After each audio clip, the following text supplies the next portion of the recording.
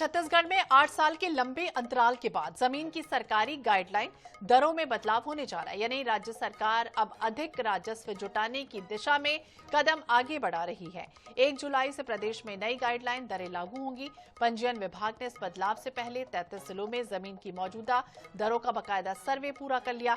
जिलेवार और क्षेत्रवार विश्लेषण कर यह तय किया गया कि किस किस इलाके में कितनी बढ़ोतरी की जाएगी। हालांकि इस प्रक्रिया में लगभग 3 महीने की देरी हुई और आमतौर पर ये दरें हर वर्ष 1 अप्रैल से लागू होती हैं, लेकिन इस बार ये नई दरें 1 जुलाई से प्रभावित होंगी। देखिए खास रिपोर्ट। यदि जमीन के दाम बढ़ते हैं तो उसका सबसे बड़ा फायदा किसानों को मिलेगा, क्योंकि प्रदेश में सबसे अधिक जमीन किसानों के पास ही है। अब सरकार किसी उपयोग के लिए उनकी जमीन अधिग्रहित करती है तो मुआवजा गाइडलाइंस दरों के अनुसार ही दिया जाता है। वर्तमान में किसानों को सड़क में लगी जमीन की कीमत गाइडलाइन से 10 गुना तक अधिक मिल सकती है। अब नई दरें लागू होने पर सरकार को मुआवजा भी नई दर के आधार पर ही देना होगा।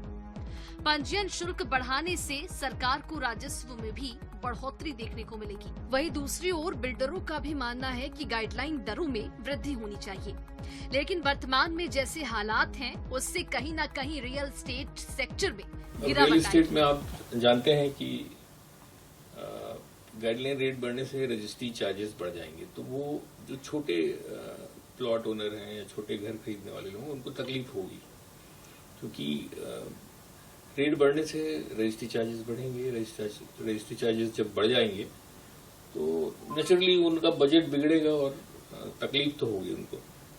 क्रेडाई कुछ अपील करेगी सरकार से कि ना बढ़े, या बढ़े तो कुछ चीज नहीं, हम ये नहीं बोल रहे हैं कि ना बढ़े तो उतना ही बढ़े जितना वहाँ का मार्केट वैल्यू है।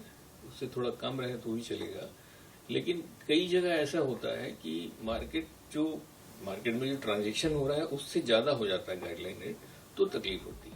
माना जाता है कि जमीन के सौदे में कई बार भुगतान का एक हिस्सा कच्चे रूप में किया जाता है। बड़े प्रोजेक्ट्स में डेवलपर्स गाइडलाइन रेट से हटकर अपने हिसाब से कीमत तय करते हैं और बाकी राशि कच्चे में लेते हैं।